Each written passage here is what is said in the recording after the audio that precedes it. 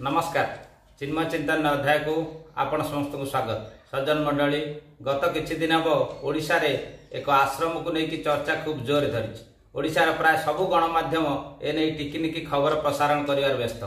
किए से बाबांकर KTM bike देखैलाणी, किए तांको आश्रम पाखक गलाणी, किए तांको डायरी खोजिलाणी, पुणी किए से जो बाबांकर रहिबा घर खोजिलाणी। एक फोटो को नहीं चर्चा आरंभ होइछि।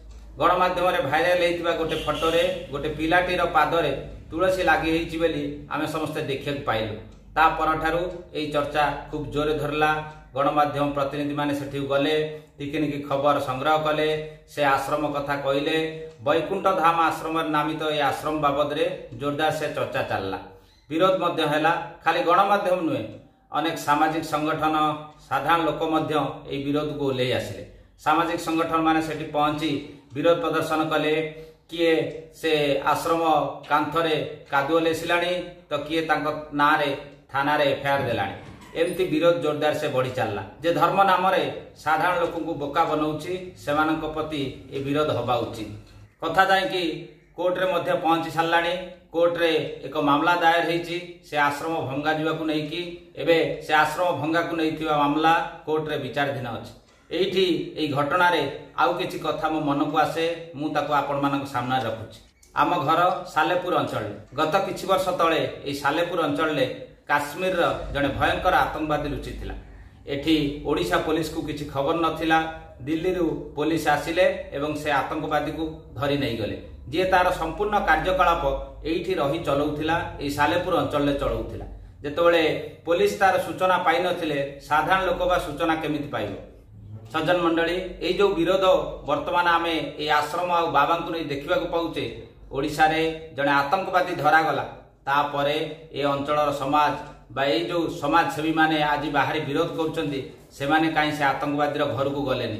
से कहीं से आतंकवादी जो भड़ा रही ये कम करुला सेठी पहुंचले ना। से कहीं साधारण रास्तार विरोध कले ना। जो माने बाबा केटीएम खोजार व्यस्त, जो माने बाबा डायरी खोजार व्यस्त, से जो गणमाध्यम माने से माने पहुंचिकी आतंकवादी भड़ा रोथुवा घर खोजिलेनी कि से कहा सहित संपर्क करुथिला, कौ माने ताकू एठी सहाय्य करुथिले ए कथा बा ए सत्य उद्घाटन कले नाही। आज बाबा कोठी अछंती ए सत्य जोरदार से खोजा चलछि। बाबा को कॉलेज रे पढुथिले ए सत्य जोरदार से खोजा चलछि। बाबा कहा सांगे सांग होते से डाकी आनी केमिति गणमाध्यम सामने वक्तव्य रखिबे कथा प्रचेष्टा चली। किंतु आतंकवादी धरागला जी राष्ट्र विरोधी काम एठी रही करुथिला, आमरी ओडिशा माटी करुथिला।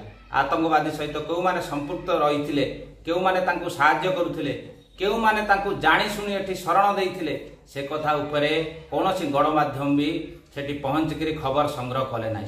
सज्जन मंडली खाली एतिक नुहे, वर्तमान आश्रम भांगिया किसी सामाजिक संगठन जाई कोर्ट पाखरे पहुंची गले।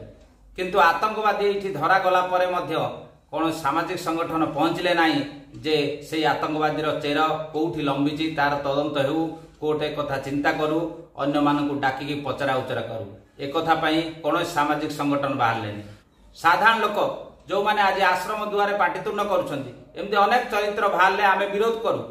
किंतु आतंकवादी बाहरले कि अलगा कौन घटनाक्रम घटिले आमर से विरोध देखा जाए ना। सज्जन मंडली एबे जो सरकार ये आश्रम भांगिबा पई व्यवस्था करुछन, से सरकार एक कथा मध्य चिंता करबा दरकार। ये जो आश्रम गढ़ी उठिछि, जदि बेआईन भाव में आश्रमटी गढ़ी उठिछि ताहले भंगा जिवा उचित। किंतु थरे चिंता करबा उचित, आश्रम जेतेबेले तयारी हला गोटे दिन रे तयारी होई नथिबो, अनेक समय लागिथिबो ताकू तयारी करबा पई। किंतु सेतेबेले जो सरकारी अधिकारी माने ये दायित्व रे थिले, जो माने सरकारी जमी को नजर रखिबा कथा, से माने कोउठी थिले। एबे से माने आश्रम भांगिया को आगे आछंती, सेतेबेले से माने कोउठी थिले। तेणु आश्रम आ बाबा को विरोध कला समय रे हमको ए सब प्रश्नर मध्य उत्तर खोजिया पड़िबो।